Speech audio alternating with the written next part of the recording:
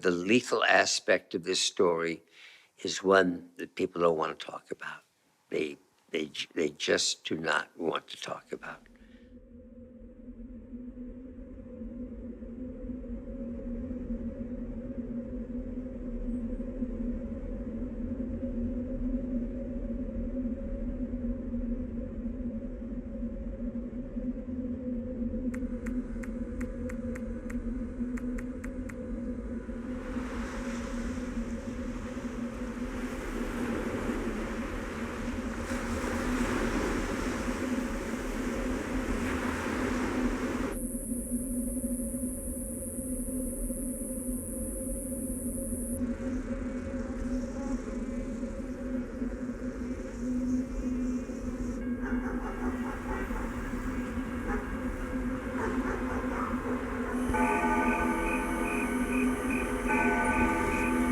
Put on your goggles.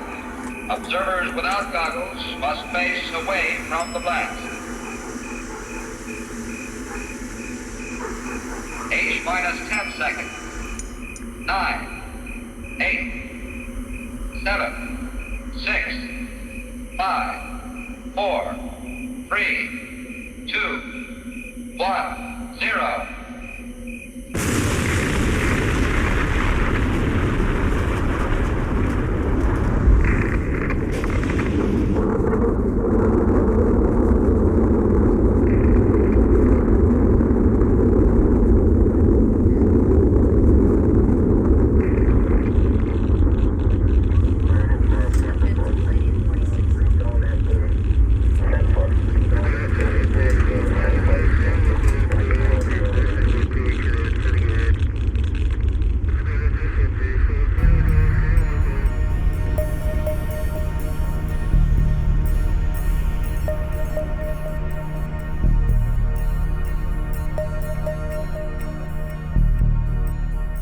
When the declassified information came out, when they were finding an area, they chose the test site because they felt like they already owned the land. They didn't. It was Shoshone land. They weren't going to have to pay for it. They were told to do it back east would be better because it would go over the ocean and wouldn't contaminate the people downwind. But they decided it was cheaper to be in Nevada, and it was a low-use segment of the population they would be exposing downwind.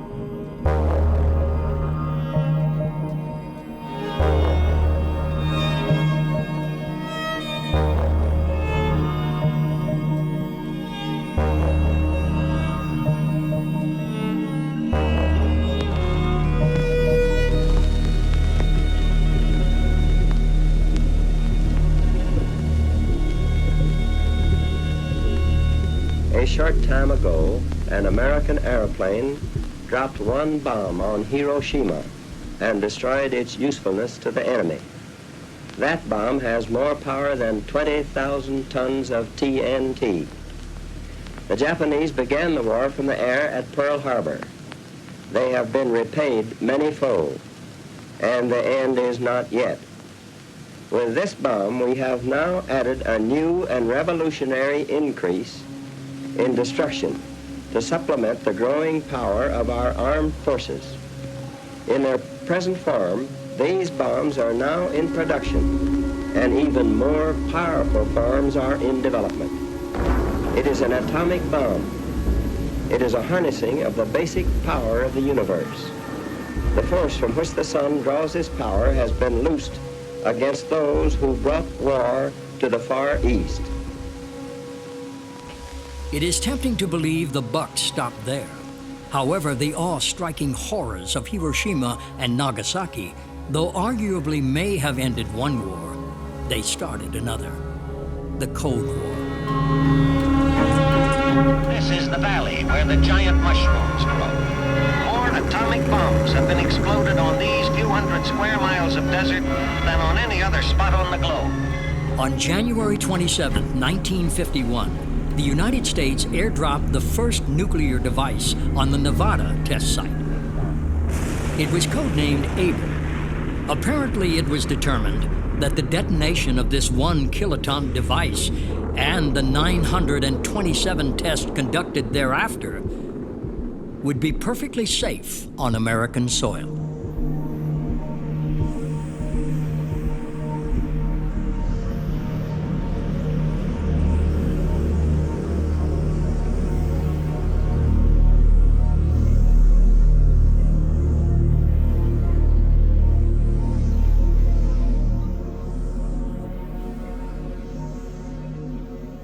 My name is Ian Zabarty. I'm principal man of the Western Bands of the Shoshone Nation of Indians. I'm also secretary of the Native Community Action Council, party withstanding in the Atomic Safety Licensing Board of the proposed Yucca Mountain High-Level Nuclear Waste Repository, docket 63-001.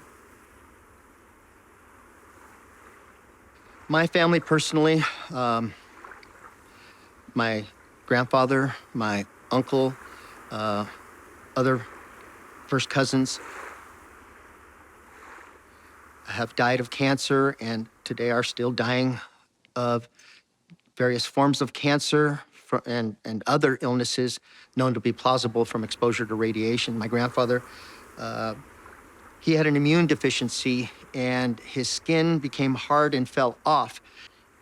That is a type of illness that is potentially related to exposure to radiation.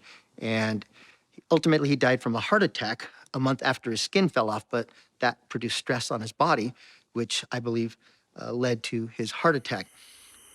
A lot of our activities were outside, and my uncles and aunts and other family members played in the fallout. I was lucky enough not to be exposed as far as I am aware.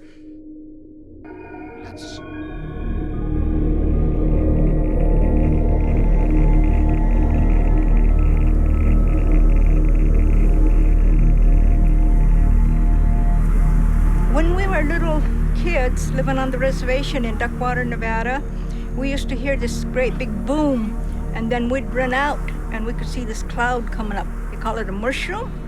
We would see that come up and we didn't know what it was. 3, 2, 1. Over time, it was later on that when we were told that they were doing the testing there and there was radiation spreading out across Nevada and across the states. And we found out that it caused cancer and leukemia. The cancer was my youngest brother. We had noticed that when he was growing up, he was having sore throats all the time and the doctor was giving him antibiotics. And I remember we would see the dust come up like a single column and then it spread out like a mushroom. That's why they call it a mushroom. Once we seen the mushroom, we went back in the house. My brother, Philip Graham, later on was diagnosed with cancer of the throat. Even if he went to the doctors in Phoenix, Las Vegas, they did not diagnose him with cancer at that time. No one ever warned us about the testing and what it would cause. our ancestors used to live off the land, and we still do at times, and that was being taken away, and because we can't even go onto the test site. If we do, we get arrested. And it's destroying our medicine, it's destroying our animals, it's destroying our plants, it's destroying everything. We know it's the cancer from the radiation, because it's called downwind. We're downwinders, because that's where the radiation go down towards us, wherever we're living. And it's like all across the United States, from the test site, it goes like this all the way across the United States. And not only affects people in Duckwater, all the areas.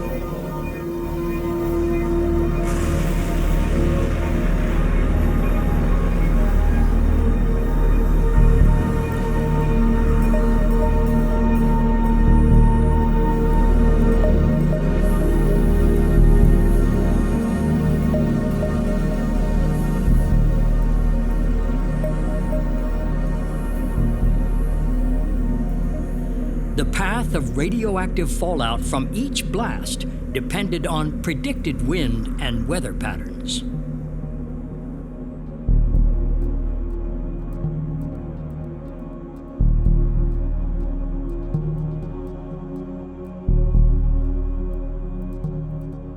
My father was under contract for and made 2 pictures for Howard Hughes at RKO, Jet Pilot and The Conqueror. If my dad had to make a choice, he never would have played Genghis Khan. I mean, it's just like, I don't know. I do remember that, we're down here in St. George. It was towards the end of summer, I think. We had no idea that the testing was going on. That was a big hush-hush secret. But what we did know was at that time, uranium was like the big thing. Uranium mining was a big thing. Everybody's gonna make a fortune on this uranium mining. Everybody had Geiger counters. Well, they turned these Geiger counters. It didn't matter where you were. I mean, these things were going, and we thought, we're going to discover uranium. It's right here. We're going to all be, gazillionaires. It turned out that it was something much more sinister, as we know now. The fallout from the testing up north was drifting down to this area. What's the results of all this stuff? Well, I mean, when you look at the cast and crew on the film The Conquerors, there's just a whacked out number of people, a percentage of people who passed away, died from cancer. And it's just so much higher than the typical demographic that, skewed by so many. If it's 60% and maybe it should be 14%, I mean, one of the reasons could have been that they were exposed to this stuff on The Conqueror. RKO Studios, I don't know what they call it now in Los Angeles. They had taken a bunch of the soil back to the studio for interiors that they shot in the studio. And there was still a big pile of this red dirt on the back lot at the RKO lot. And we went back there I think it was in the late 90s, something like that. And we went over the Geiger counter and this thing was still like radioactive. I mean, it has a half-life of 10,000 years or something. It's not going anywhere. So that was a pretty good indication of what they were going through and living with and eating. Certainly, it gets in the food, it gets in the water, it gets in the food chain, it gets in the feed that the cattle were chewing, and so, I mean, it's pervasive stuff.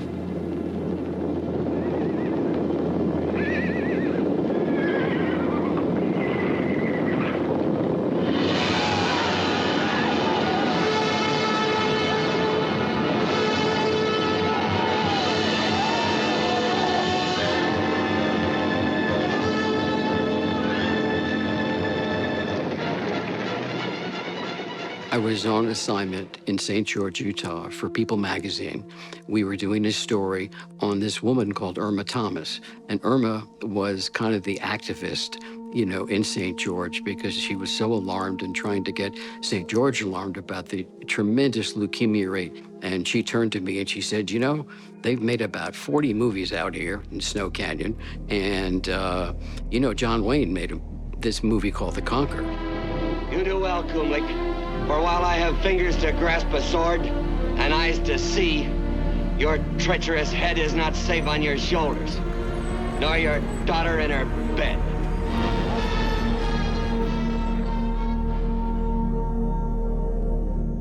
I immediately picked up the phone and I called Michael in LA. And I said, Michael, please tell me this story about your father doing this movie, The Conqueror, because there is so much radiation up here from all the atomic blasts that were above ground, probably affected, the work on the set. Michael and I had to decide, how can we crack this story? Because this is so important, because you had 220 people that left Los Angeles. And we counted, on my calculations, and my partner, Karen Jakovich, out of 220 people, if our estimates are correct, 110 people died of cancer. It just seems to me quite a coincidence that a whole group of people passed away. And by the way, yeah, there were people that smoked on this set.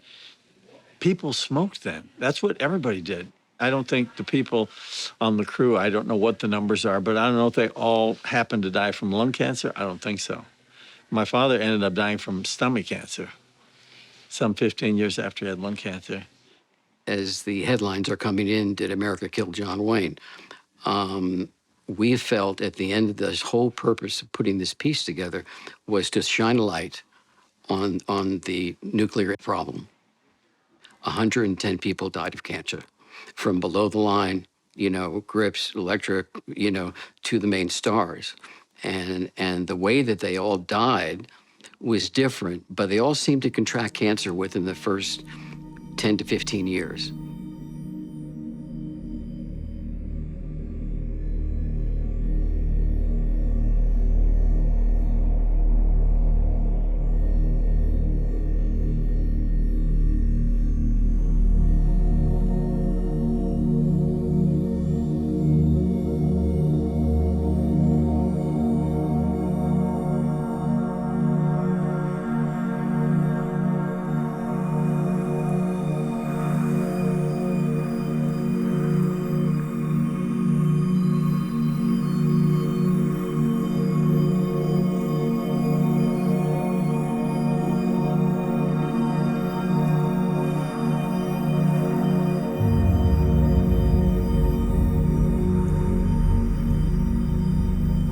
Radiation permeates everything.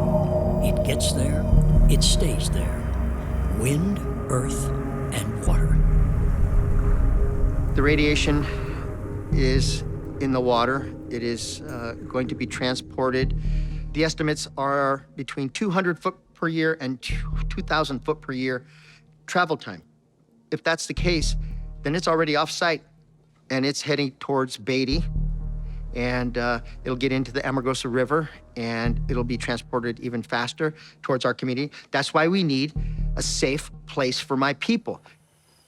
I'm descended from Chief Cowich Valley, Cowich Peak, Cowich Mountain, and this is the headwaters of the Amargosa River. Goes down through Beatty, comes all the way down to Shoshone and Tecopa, where we're at the China Ranch. And then it makes a turn down into Death Valley to our community at Furnace Creek. So we have the radiation from weapons testing underground at Paiute Mesa into the river, the potential for Yucca Mountain to release radiation into the river. But that water is the most important thing in the desert.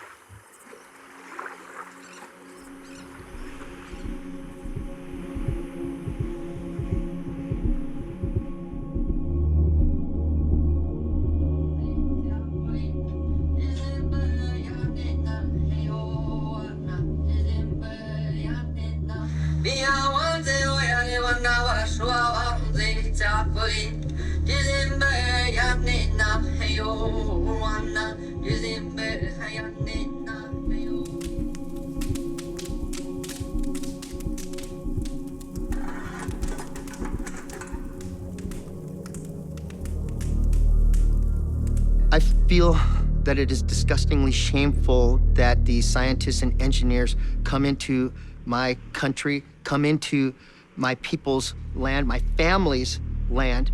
They collect my family's things. The security there shoot at thousands of year old petroglyphs and destroy my family's things. And they want to tell me all about it. The anthropologists, these researchers, they don't know what they're trying to protect. Engineers and scientists, they want to do science. They want to build things. They're not trying to protect my interests. They're not trying to protect my land. They're not trying to follow the law. They're there in secret and they do what they want. It's disgustingly shameful. So our water flows under the road here. There's very important life here. At night, you can hear the frogs. Hear them? So these frogs are important. They're indicators of environmental quality, and so is the little worm. These are very special animals, and our people took the time, to understand and commune with these things and use them out of respect and reverence. We know what we're trying to protect. We're trying to protect this water and all the life that comes from it. And honestly, that's all of us. We are water. I am water. And we need other people to understand that. Where are they going to get their water from in the future? How are they going to protect themselves without clean water? We're running into that right now. Flint, Michigan, is a good example. You have to have pure water. Otherwise, you're not going to survive.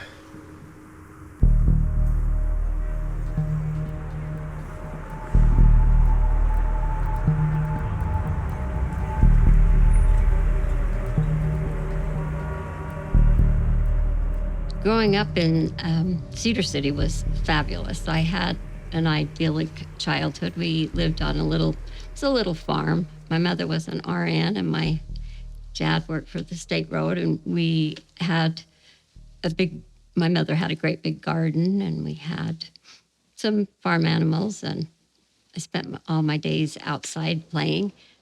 I do remember coming with Geiger counters. I remember lighting one up one time and asking the question, why did I light up? I was excited. I thought it was pretty exciting that I lit up the Geiger counter. And the guy told me it was because I'd had a dental x-ray. My sister's class, they passed out big pills, and I later learned that it was done randomly, and that was potassium iodine pills. But they were passing them out after a test instead of before, and it was supposed to inhibit the absorption of the radiation. In January 1955, the United States Atomic Energy Commission released a report that assured the public that, quote, radiation is nothing new. Since the beginning of time, mankind has been bombarded by radiation from outer space and from the ground beneath him. Radium turned out to be a mysterious source of energy. This remarkable element would go on radiating like an endlessly flowing spring. This was against all laws of science known at that time. How could this tiny mass contain so much energy? Radiation from any source can attack the thyroid, the skin, the lungs, the spleen, the liver, the kidneys, the bone, the muscle, the reproductive organs. Its effects, cancers, genetic mutations.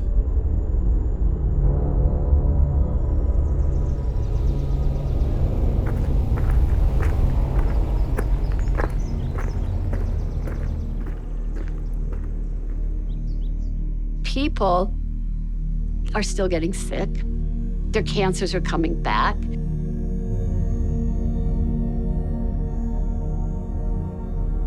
It's not like you just have cancer and it goes away. No, you're dealing with it the rest of your life. And it's not just the physical either. It's a huge emotional problem. Like every new lump you feel, every time you get sick, every ache, every pain, you think, oh my God, it's come back. And just how it affects your family and the people who love you. It's so hard to live with that. And it's, the more work I did on this, the more people come to me with their stories. I hear these stories that just kill me. I was on my way to work one day and I get a call, and the woman is telling me that She lost 3 children to leukemia as babies during atmospheric testing, and now her surviving adult children have cancer. I have wondered all these years why more people don't know.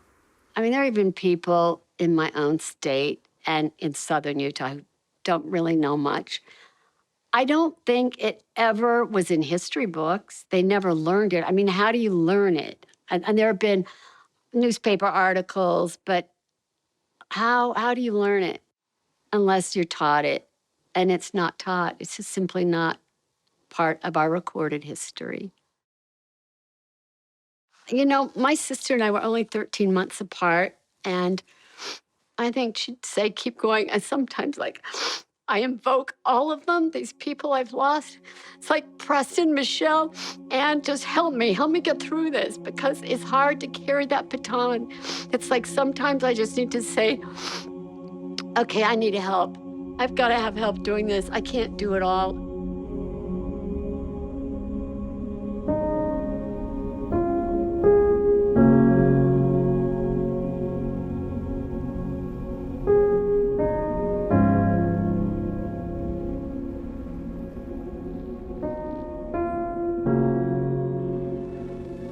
If you were driving from Los Angeles to Salt Lake City on U.S. Highway 91, you'd pass through St. George, Utah, as this thriving community went about its business. Youngsters on their way to school, housewives starting on the chores of the day. Ladies and gentlemen, we interrupt this program to bring you important news. Word has just been received from the Atomic Energy Commission that due to a change in wind direction, the residue from this morning's atomic detonation is drifting in the direction of St. George.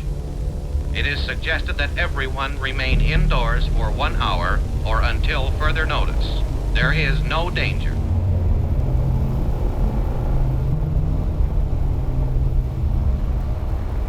My life was great. I went to college, met my husband in college. I had 3 beautiful children. When our youngest daughter was 3,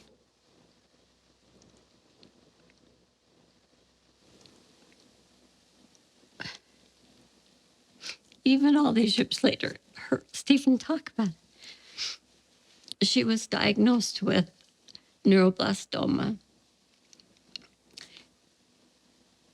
I took her to like 4 or 5 doctors here, and they just kept saying nothing's wrong with her. She's just constipated. But I drove her to primary children's in the middle of the night and said, something's wrong with my child, and nobody's listening.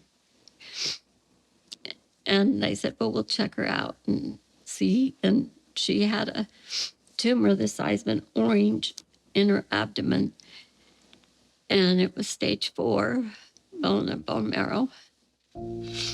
A hematologist came in and said, well, she's got a 5% chance she'll live 2 years. I said, okay, we can do that. Well, and her hematologist had been to the test site and protested the test site.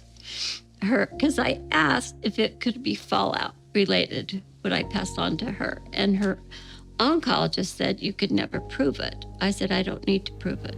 I know what is.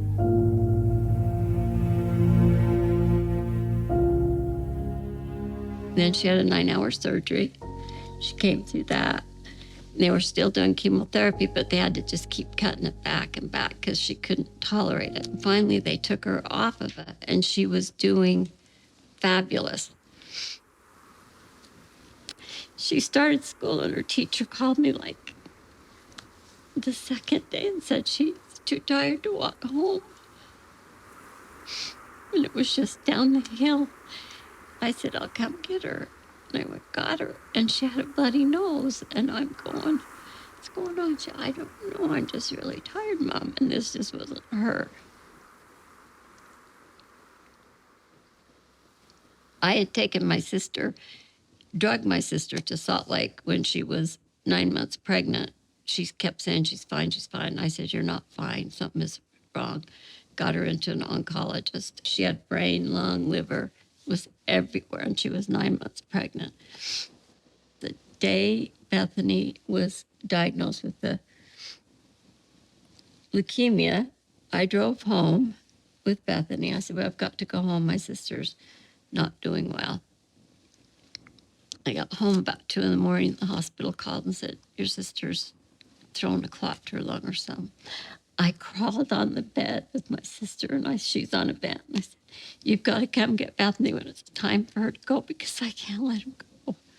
I can't let her go without somebody.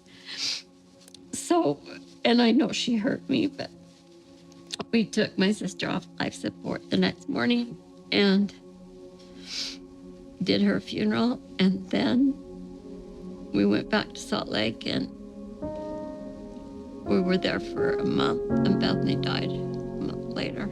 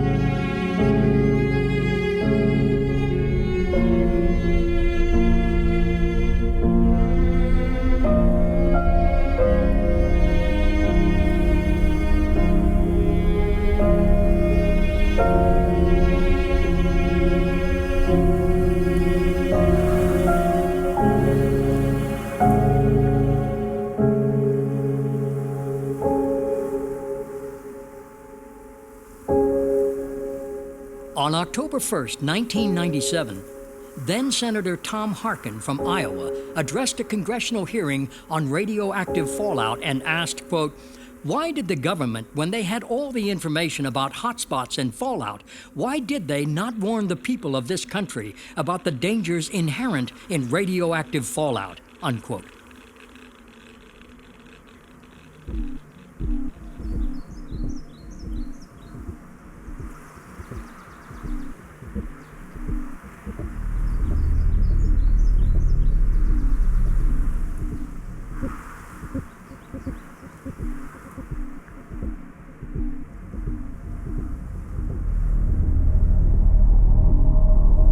There is no question that the United States government scheduled and manipulated the nuclear testing era in such a way as to not expose the people in Southern California any more than absolutely necessary, but would exchange their exposure for exposure of people in Southern Utah. Now, I suppose if you are convinced that we're going to expose the population to this, and it's an absolute imperative, that it makes some sense to expose a fewer number of people. But you can't convince anybody in the state of Utah that we weren't viewed as a state as more expendable than the people in California.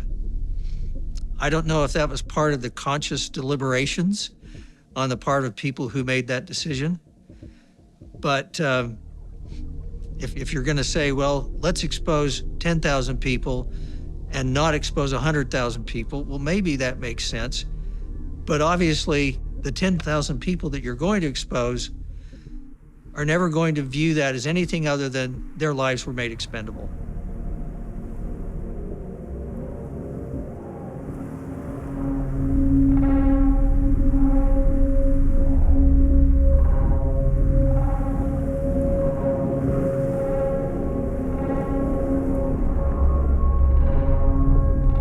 We in the military biomedical group begin the task of readying our test animals. These are the standard animals we work with daily in our laboratories. Knowing and working with them, we find that in many ways they are affected very much like humans.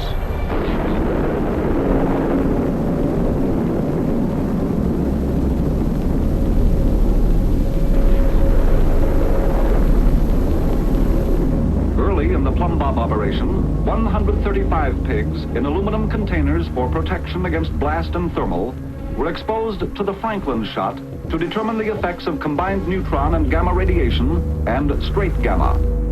The mortality rate, nearly 100%, can be applied to man. Outside the precursor, those animals in the open which escaped total missile injury survived temporarily until the massive radiation they received took its fatal toll. Flying glass fragments did not significantly influence overall mortality. Downwinders were and remain expendable. Unfortunately for the humans who lived downwind from the Nevada test site, they were no more aware of being lab rats than the rats were.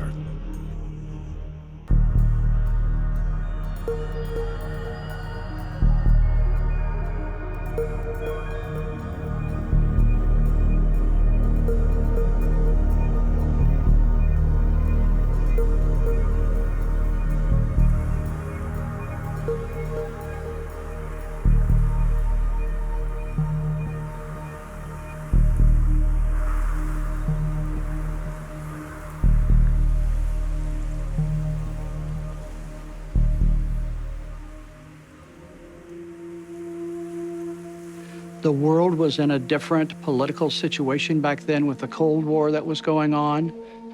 So whatever the subject is, it's very easy to set an armchair quarterback the view from today to how we think they should have done it back then.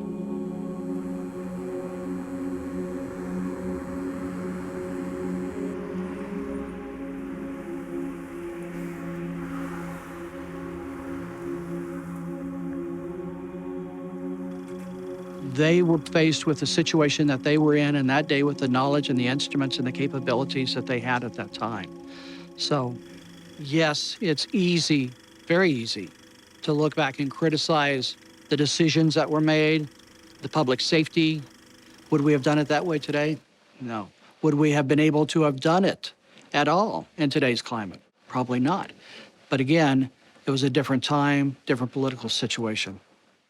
640 square miles of desert and mountains, 65 miles northwest from Las Vegas, set in some of the loneliest acres the world has ever seen. These men are here for a vital purpose. Since we have no atomic monopoly, we must continue to increase our knowledge of atomic weapons to guarantee maximum military atomic strength. But naturally, the folks in St. George, as they look upon their silent city, wonder why weapons are tested inside the United States instead of the far Pacific area.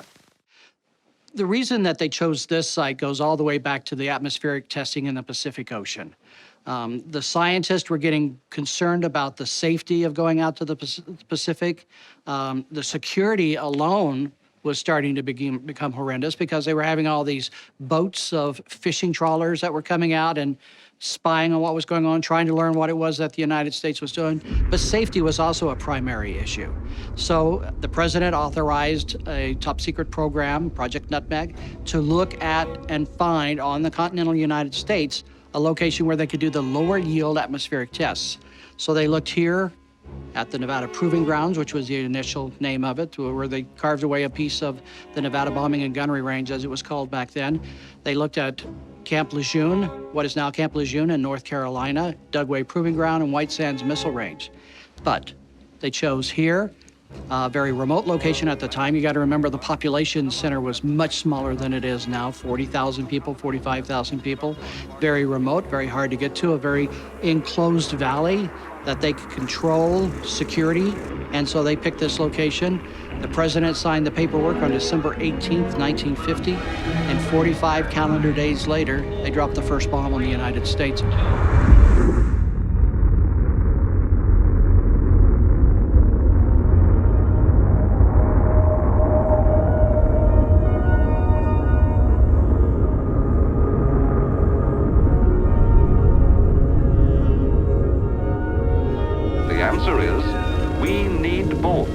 Areas.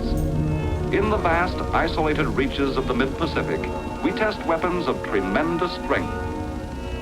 Only smaller bombs are tested inside the United States. These smaller devices, just as important to America's weapons strength as the larger ones, could not be tested so quickly if they had to be taken to the Pacific Proving Ground about 5,000 miles from our western coast. An operation like this takes time, months and months of time, while atomic progress waits. Testing underground continued until, I think it was September 23rd, 1992. There were others that were lined up to go off. Ice cap was ready, and then after that last test, we suspended nuclear testing altogether.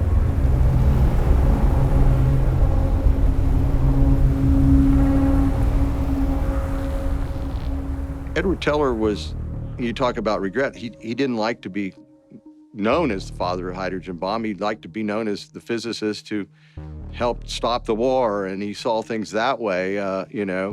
When I asked him where we were as far as being, you know, progressing as to whatever level, he stopped the interview one time, because, you know, Teller he always talked in if, then. He had those big bushy eyebrows, you know, and he'd go, if, then, you know, and you would get this whole, he would analyze it for you and give you the answer, you know, from the mind of a physicist. And all of a sudden, he just got in the middle of his if, then, and stopped. And he goes, I don't want to go any further in the interview. And I don't know what it was, but it was like, we all looked around, you know, I got a few quotes from Teller and got out of there. Some of the tiny radioactive particles settle back to Earth as the wind disperses the cloud. These particles are called fallout. The bulk of the particles soon fall out and the cloud disappears. An invisible remnant of radioactive material is lifted high, wide, and far by the winds, eventually settling to Earth. But radioactive fallout beyond several miles from the test site has not been known to be serious. It has not constituted an appreciable danger to persons, animals, crops, property, or industry. But this was the homeland of the Western Shoshone. And the Western Shoshones didn't want nuclear testing on their land. And what happened was the government, for the need of national security, essentially restricted their access to this land. But their heritage was still there. So in the early 1990s, I looked into this, and I got a hold of Ian Zabardi, and he said, well, you need to talk to my great uncle, Teddy Shaw. So we got a photographer, and we drove up there, and I asked him about nuclear testing and how he felt about it. And his stare got as cold as the snow on the windowsill outside that little frame house he was living in. And he looked at me and he said, it made the land sick. And, you know, he's right. It did. And, you know, it has affected those people.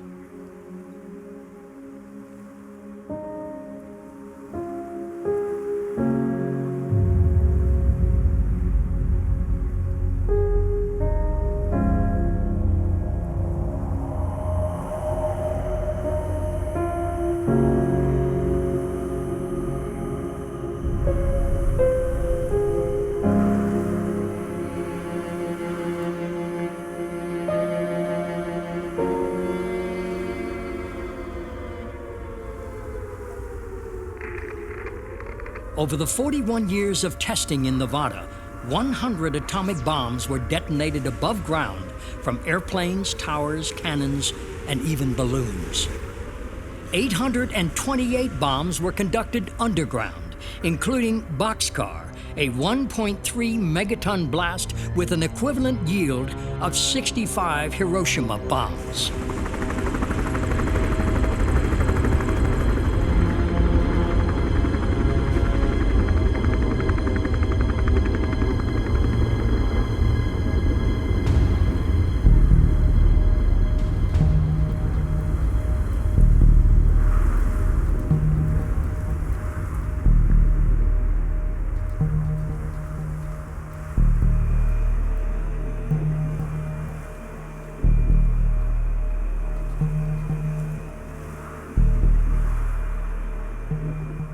when they were shooting tests back then, the atmospheric tests, they were looking for the cloud formation to go in a particular direction.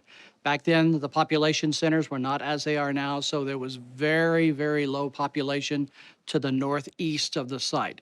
That's where they tended to make sure that the clouds would go in those directions. So EPA would go out into the communities and let them know that on these days we're going to have a test. They may not give the specific time, and then there would be the EPA monitors out in the community. And if there was a prompt massive venting, then the EPA was ready to start doing the evacuations in those communities. But they literally knew where every sheep herder was, where every woodcutter was. If there was hunting going on, they knew where every hunter was. So they knew where the population was, where they could get them out if they needed to. Each test had a name, and the names of the tests had to be something that was not going to offend anybody, non-religious, things like that. And then the laboratories would submit those to DOE, the DOE would submit those to the National Security Council. It got approved, came back, and so you'd see these nicknames on tests that range from everything from horses, vegetables, New Mexico counties, Texas towns.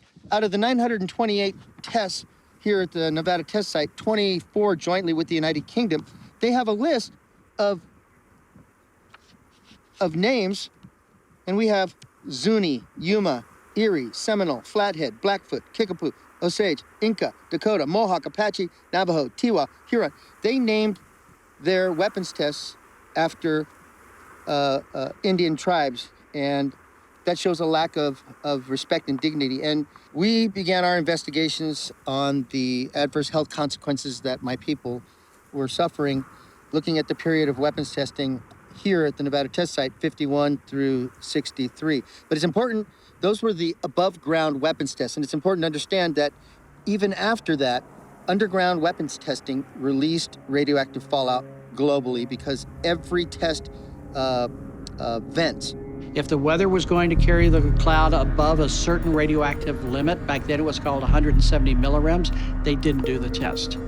If it was going to stay within that range of 170 millirems, if they had a prompt massive venting, and the 170 millirem limit was going to be inside a certain area, then they would go ahead and do the test.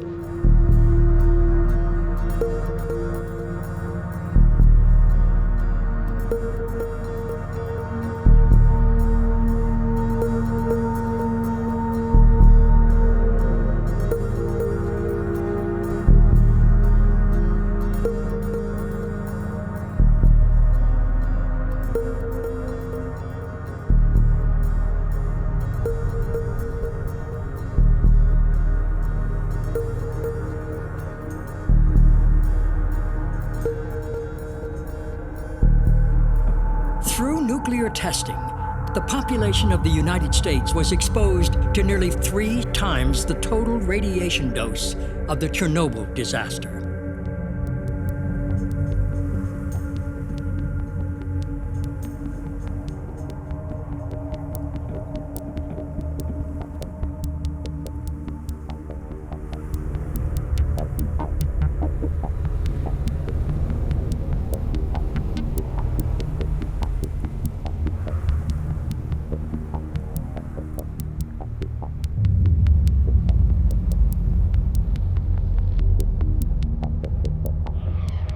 Somehow fallout has found its way into the environment globally. And the perfect example is right here at the Nevada test site, where on the southwestern edge, you have this mountain called Yucca Mountain, and it straddles the southwest boundary of the Nevada test site. And it's this long volcanic rock ridge that in Western Shoshone lore is a snake. And this was where the Department of Energy wanted to try to see if it was suitable for a repository to store nuclear waste, the highest, deadliest nuclear waste in the world from commercial nuclear reactors. And the spent fuel rods would be entombed in this mountain. And it turns out Yucca Mountain's really not a good place to put nuclear waste, because they found out through worldwide global fallout that nuclear remnants from worldwide testing had gone from the top of Yucca Mountain down to the exploratory tunnel level about 1,000 feet below the top of the mountain in less than, well, roughly 50 years, 50, 60 years. So the point is, fallout was so widespread that the scientists could track the various nuclear bombs that they were detonating by the signatures of their isotopes. And that's how we know how far it traveled from specific tests. So what does the American government do when it can't solve an actual problem? It buys its way out.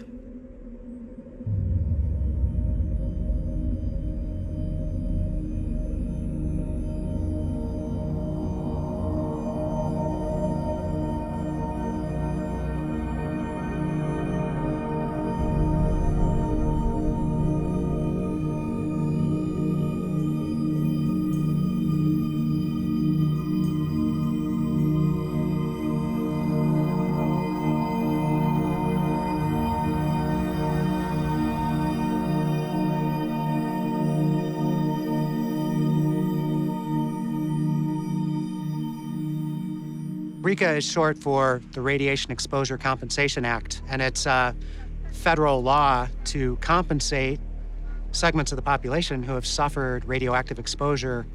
Unfortunately, its scope is way too limited, and it's not just cancer, it's other diseases, it's genetic damage, it's birth defects. The amount of money being offered to these survivors or their survivors, the people who didn't survive, is way too small. I mean, $50,000 doesn't buy much in the way of chemotherapy or other state-of-the-art medical care, which is required to deal with the cancers and other maladies that result from radioactive exposures, radioactive fallout exposures. And in fact, that's another problem with RECA, is it only recognizes a certain number of cancers. But the United States government almost never admits guilt. And so they express it in different ways, and they do it kicking and screaming. I mean, it took many decades from the opening of the test site in 1951 before RECA was even passed. And like I said, there's a lot of people who've been exposed to radioactive fallout in certain states, including from the test site, that have never been recognized under the RECA statute. So it's a great uphill battle, and it is an admission of guilt on a certain level. I'm shocked that the government admitted to it because the liability could be enormous. There is no amount of money that would really replace or someone that suffers from this or even dies from it, but this is ridiculous. $50,000 it's insulting. So people are always asking me, okay, what do we do next? What do we do? And I say, well, first of all, we work to compensate those downwinders who are still struggling to pay bills and who are still getting sick. So there is the Radiation Exposure Compensation Act that was always incredibly limited, that finally got passed in 1990. It's never gone far enough. It just does a little circle around southern Utah, northern Arizona, and southeast Nevada. And that's why I think people still think it only affected that area, because that's the only area that got compensated.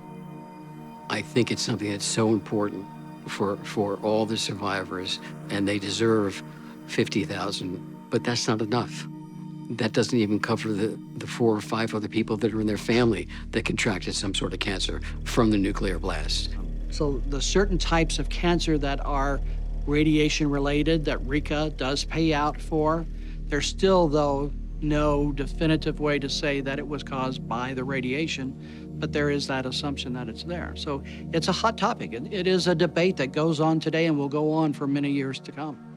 I can't be compensated. None of those 54 neighbors and their families can be compensated because we lived beyond the little boundary they drew, as though a lead shield stopped at mid-state. It doesn't stop it from going into other counties and states.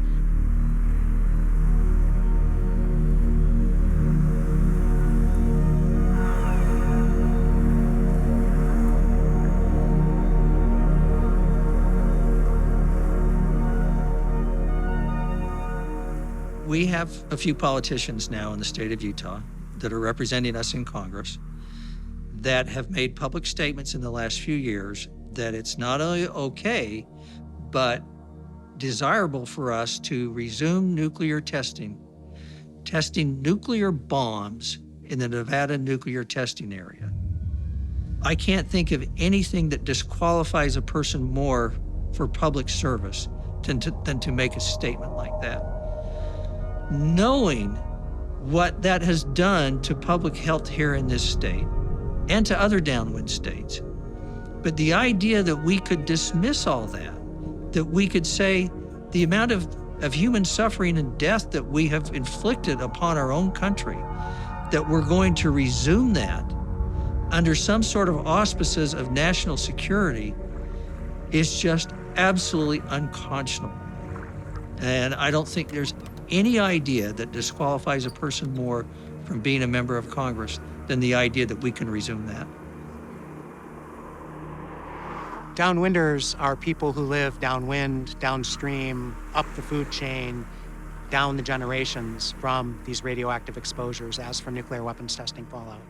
The United States government literally said in an internal document that eventually became public that cowboys, Indians, Mormons, the people who live in Nevada and Utah are a low-use segment of the population. That's a quote, a low-use segment of the population, which means subhuman. We don't really care about them. They're not that important. If they get hurt, big deal. We've got some business to conduct, that is to develop a nuclear weapons arsenal so that we can be a global superpower. And in fact, it gets even worse than that. Not just a low-use segment of the population, but in a document called Project 4.1, again, U.S. Atomic Energy Commission, there were statements made in writing that certain populations, like the Western Shoshone in Nevada, the Marshall Islanders in the Pacific Ocean, are more like us than mice. Therefore, any data that we gather from their radiological exposures will really teach us a lot, because these people, even though they're a low-use segment of the population, are more like us than mice. So these are, in a sense, these are genocidal concepts. These were experiments. They were being experimented upon like guinea pigs.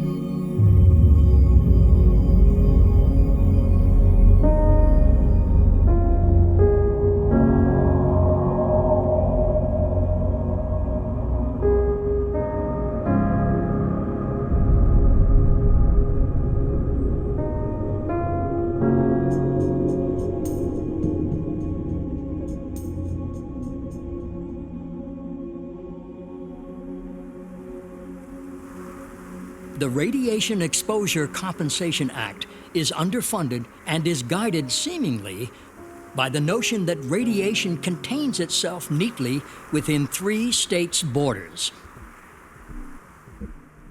When people are exposed to radiation, the thing that's most intuitive is genetic damage. And genetic damage is what we call the breaking of covalent bonds that hold DNA together. When that happens, there is a whole cascade of diseases that can follow. What is easiest for the public to understand and is most familiar with is cancer. But it isn't just limited to cancer. The functioning and proper functioning of genes, the expression of genes, is critical to every single healthy organ system function that keeps a human being alive. It's critical to the function of the heart, the cardiovascular system, to the lungs, to the endocrine system, to the GI tract. Your genes are responsible for your health. So if you're exposed to anything that causes genetic damage or even changes the expression of genes such that we don't see the breakage of covalent bonds, but we see genes performing in ways that they shouldn't. They're either turned on when they shouldn't be, or they're turned off when they shouldn't be. That affects virtually every kind of potential disease a person can have. Not to mention the psychological burden of knowing that you have cancer. I've had cancer twice. And I remember the weekend when I looked at a computer screen that told me I had cancer. I'll tell you, there is no feeling in the world like that.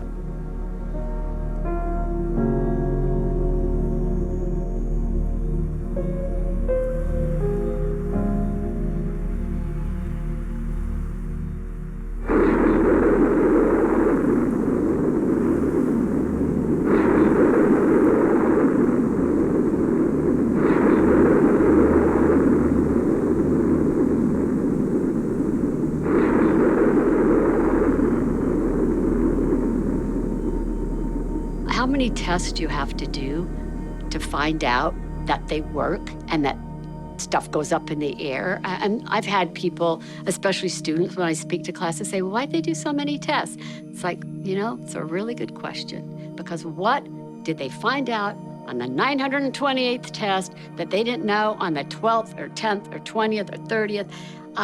And to me, I always said, well, it's boys with toys. You've got this incredibly strong, I would say perilously dangerous military-industrial complex, and it's really hard to stop its momentum. It's really hard.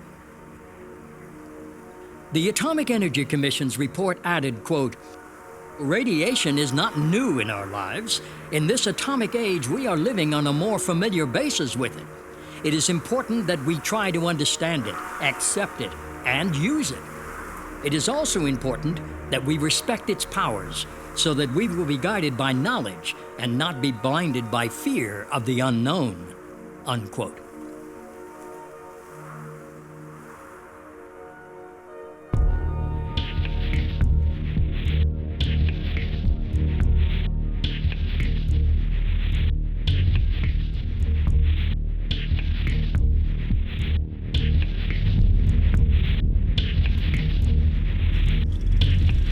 The United States government, through the Atomic Energy Commission, created some real media products that were pure propaganda. And that film that they produced, I think it was in 1957, was one of those. Now, a lot of people might say, well, we didn't know all the harm that nuclear radiation does to people back in 1957, but actually that's not true. The scientists who worked on the Manhattan Project knew before they ever dropped the bombs on Japan in 1945 that nuclear radiation could be highly toxic, could shorten people's lifespans, and be a significant cause of cancer. We knew that back then. 12 years later, for the United States government to disseminate information that blatantly dismissed all of that and send a message to the public, oh, there's no reason to be concerned here. This is all safe, but we want you to go inside when this radiation cloud comes over you, and we're going to tell children to hide underneath their desks as an exercise in defending yourself from nuclear war, as if that would have done anything. But somehow this is all safe. But radioactive fallout beyond several miles from the test site has not been known to be serious. It has not constituted an appreciable danger to persons, animals, crops, property, or industry.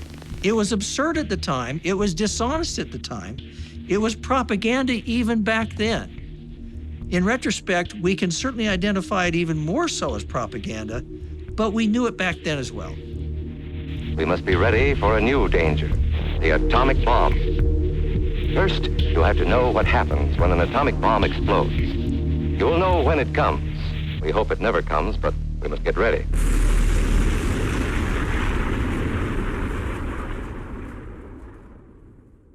You know what they would do? They would come to my elementary school with films to show me how to protect myself from a nuclear holocaust. They would show this giant nuclear fucking bomb just blowing the shit out of everything. Goats and monkeys flying everywhere. The windows of the elementary school blown out, the teacher banged up against the fucking blackboard.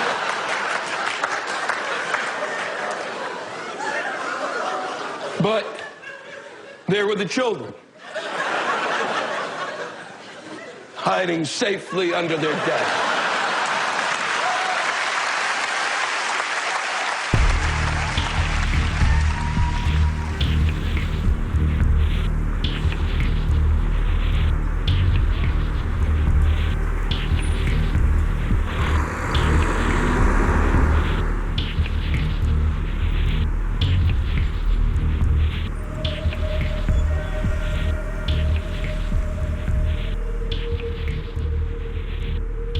Yeah, I've always found it fascinating, you know, that you would create something that would destroy the world. I mean, there's a really solid idea. There's really something where we can get behind. We can put some money into that. and then you let that, that genie out of the bottle. It's the same thing we're dealing with climate and stuff. They're looking right at it. It is staring them in the face, and they're denying it. They're looking right at the nuclear weapons. We're still kind of, and then they let that idiot Putin say, I may do this. What are you, nuts? That's the person you want to get rid of. So you go get somebody with a blow dart and just behind his ear, and he's done. But then people say, well, the rest of the country would, get really, say there'd be another jackass that would show up. So what do you do? Every 2 weeks when I was 9, my elementary school would have an air raid drill. I guess to remind me I could die at any minute.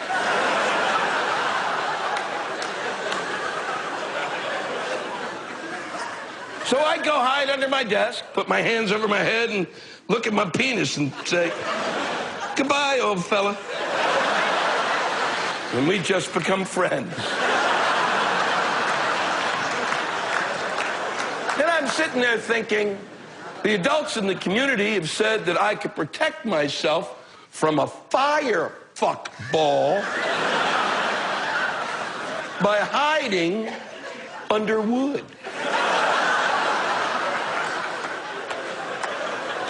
I'm hiding under kindling. Maybe I could get some sticks so I could burn faster.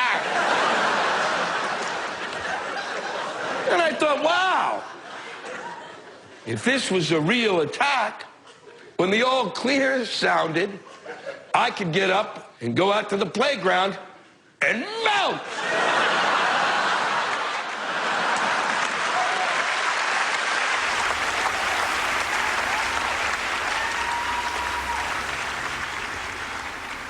I mean, first off, I'll be honest, it was funny.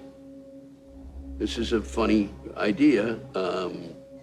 The accident of it was that it defined my comedy in a way by, pointing me to my problems with authority. So that's part of what my act is about. And so it was really the first time where I say it, I think, in it, that, that was when I kind of went, okay, that the adults I was dealing with weren't being, I wasn't going to trust what they said, because it wasn't the government telling me, it was a teacher standing in front of me and going, in case of a nuclear attack, get under your desk.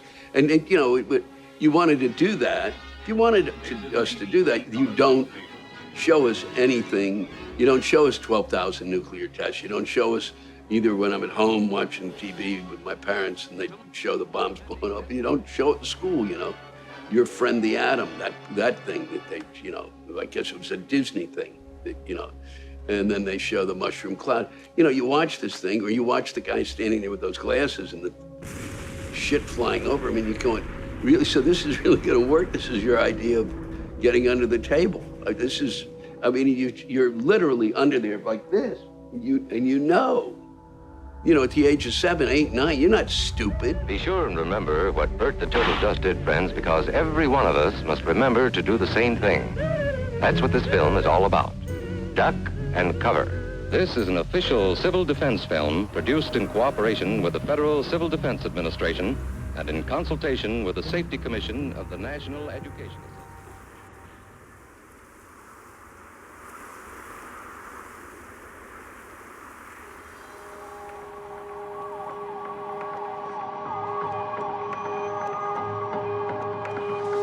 So there's been a nuclear attack. Don't ask me how or why, just know that the big one has hit, okay? So what do? Stay inside. Shut all doors and windows. Have a basement? Head there.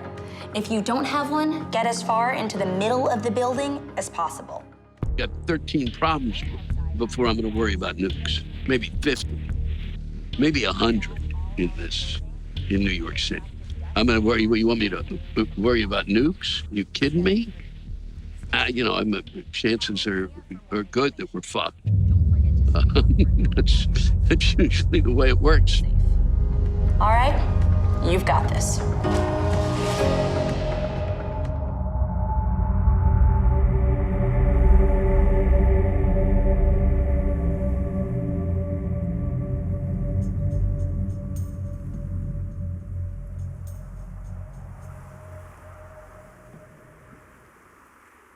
What scares me the most about becoming an activist is that what if I hadn't become one? And I was just a drone, and I was headed that way. When I was first started being an activist about this, I'd gone through a tremendous loss in my family. And my father got sick with a brain tumor, and his doctor said it's probably from downwind. My sister was diagnosed with melanoma. I had to say, please don't call me an activist. I was afraid for people to know what I was doing. My boss would say, are you going down to the test site to protest with the GD hippies? And I'd say, yes, what are you doing? I'm not sure if they are still testing. I know that years ago they were doing underground testing, and we were able to stop that by our protest. And we used to do our spiritual walk run for, at least I know I did it for 11 years. From it's 250 miles, we did 50 miles a day, five days to get to the test site, to protest against what was going on and to shut the test site down. We have an alliance with the United States by treaty to preserve the existence of both our peoples. Your people, my people, together our peoples. And that's the term of diplomatic engagement, our peoples. Do you consider yourself an activist or a patriot? I'm both. I stand on the Constitution. I am a patriot and an activist. I don't sit on my butt. These fuckers violate the treaty with their weapons of war. These ARs, AKs, and weapons of mass destruction violate every Indian peace treaty on this continent. We signed them, and we shouldn't be faced with weapons of war in a civil society. We signed this for equal protection, not for abuse by one party. And that's what we're faced with, weapons of war. It's not about my backyard. It's about my rights and my obligations and responsibilities to protect all Americans. And you have the same responsibility under the United States Constitution to protect my people and your own. And you need to step up as an American and do that. And that's what makes me mad, that other Americans think they can just forget what has happened. I'm not gonna let them.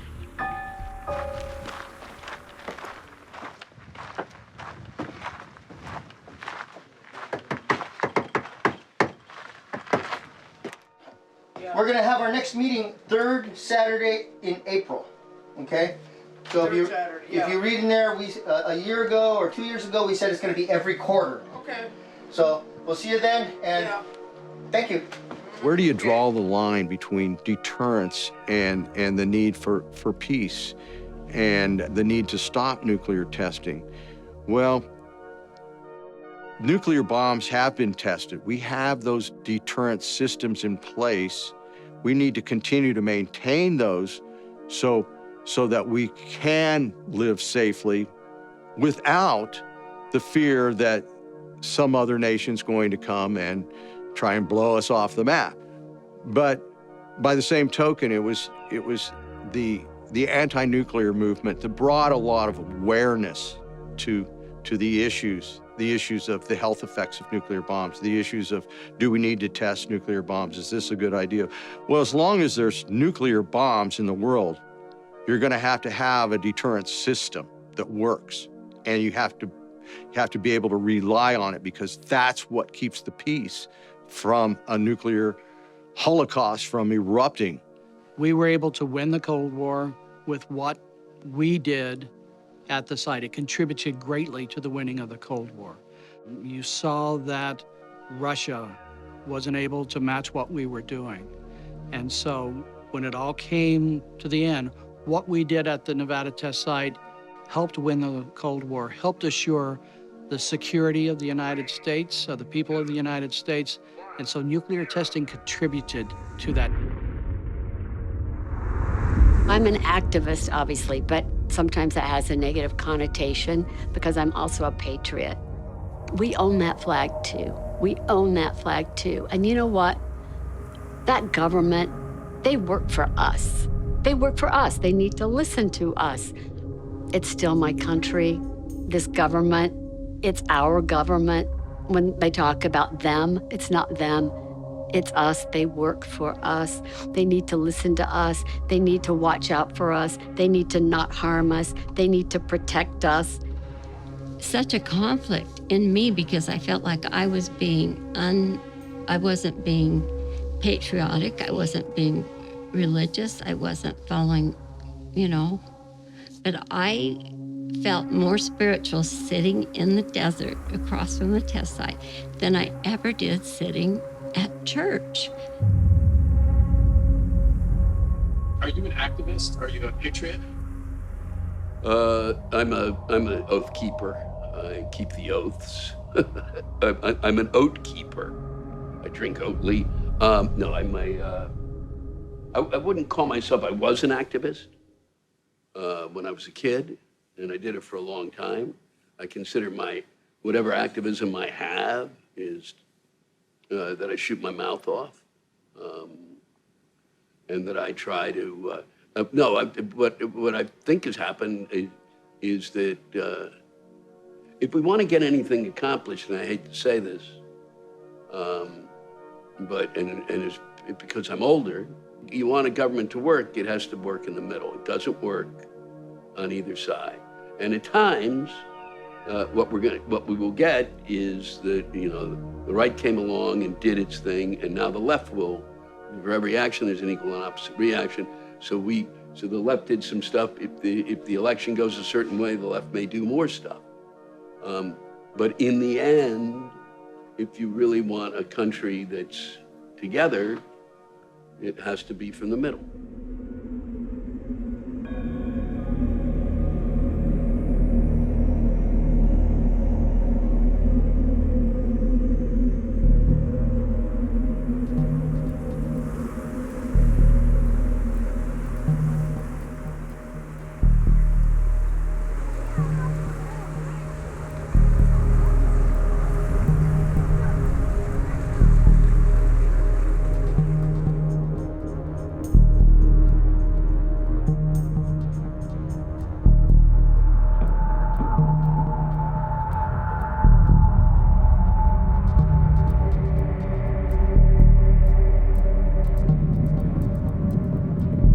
The China Syndrome. It's about people who lie, and people faced with the agony of telling the truth. It will start with a tremor in a nuclear power plant. Where it will end will depend on 3 people. The closer they get, the more threatening it becomes. The China Syndrome. Today, only a handful of people know what it really means.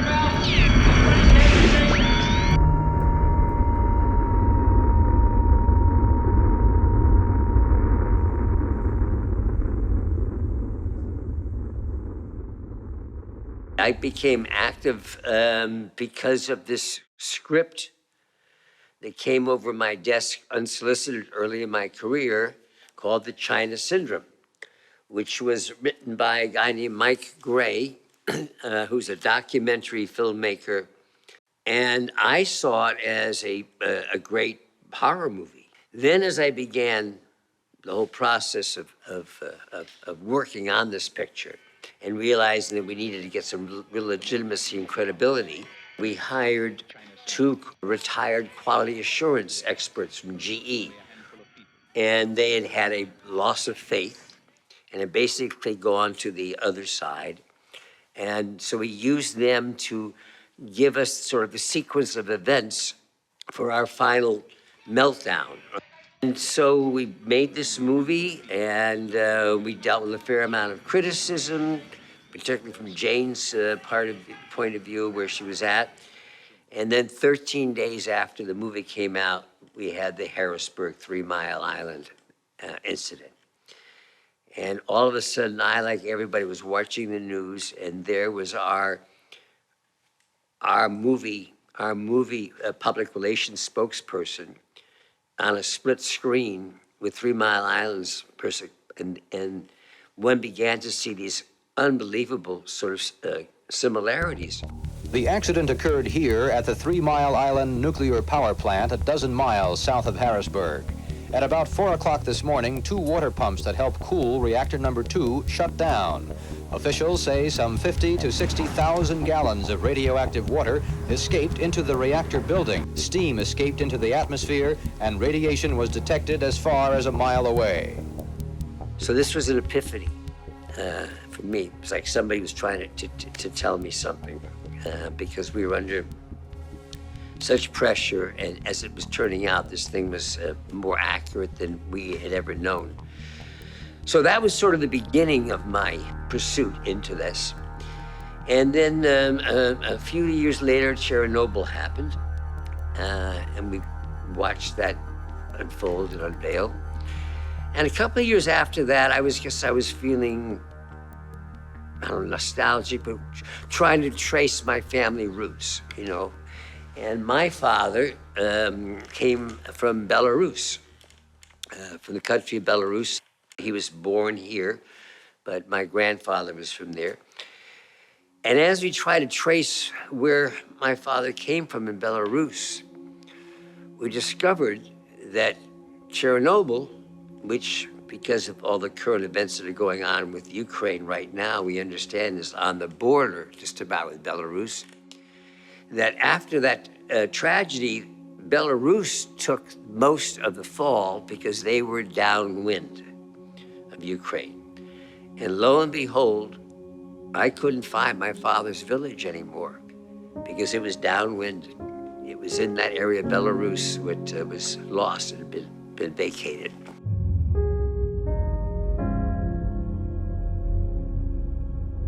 I love my country. I'm so proud about it in so many ways. It doesn't mean things can't be better. You still try to make things, improve things in the quality of what they are. You don't stand fast. Patriotism, again, is not one thing. It's a moving object because the country's moving. I wanted to thank very much Mr. Douglas for his great contribution as a messenger of peace. And I think it's a great inspiration for all of us to talk out of the box and to make this world that he's looking for, and we're all looking for, come a lot closer. So it's a big task for all of you. I'm being the most patriotic in terms of whatever I can do to fight, to eliminate nuclear weapons, and the secrecy that's been involved for something that is so poisonous, has such a long lifespan, and how we have been lied to by both our government and corporate America. It's my privilege to have this opportunity to recognize the important role of scholars in addressing an issue that has plagued the international community for far too long. Growing up in the Cold War, I was routinely reminded of the threat of nuclear weapons, either when I was hiding under my wooden desk, looking out for the bright light that might fall. Fallout shelters, duck for cover drills was part of our daily lives. But the threat posed by nuclear weapons is no less important today than it was during my childhood. We may have fewer nuclear weapons, but these weapons and their delivery systems are more powerful and more sophisticated than ever before. I really cannot forgive our leaders, our politicians, for not addressing this. This has been a terrible pox on humanity. This has created the worst fear on our planet that ever existed in terms of the possible contamination, not to mention the weaponry. And we're seeing it as we speak right now. We watched this sort of drift away because climate issues sort of took over. Climate becomes more important, although they're interrelated. But now we're looking at a Russian leader who's again speaking about nuclear weapons. The one thing I'd hoped for in my lifetime was to rid this planet, or to have some part of being, yes, to rid this planet of nuclear weapons. It looks like it's not going to happen.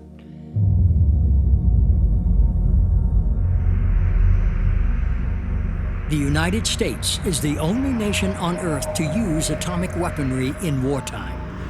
more than 200,000 people died from the bombs dropped on Hiroshima and Nagasaki.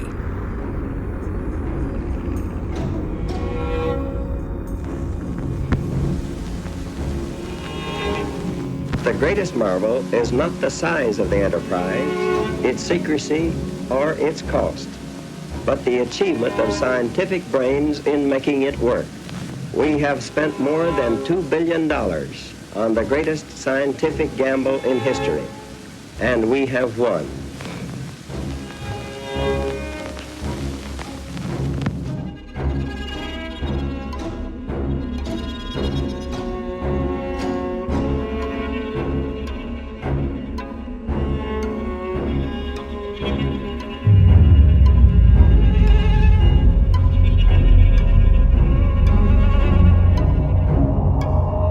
Despite a moratorium on testing, the United States continues to develop its nuclear weapons program in earnest.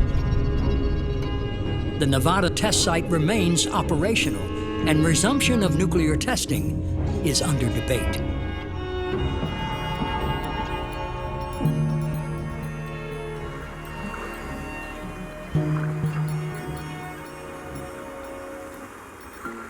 The United States Constitution made this great nation what it is today, and we've lived here for 10,000 years before the Common Era. We're trying to share our knowledge of how to live with the land. We are part of the land. I am water, you are water. We need to protect the water. We need to protect the land. We're sharing our knowledge with you 10,000 years before the Common Era. That's what we have to give.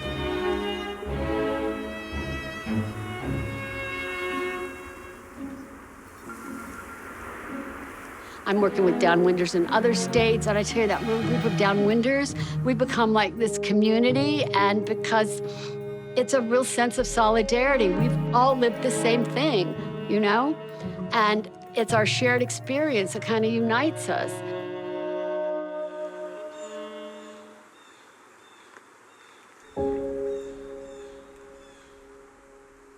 I would just want to leave the message to everyone that we're all downwinders. Everyone is a downwinder.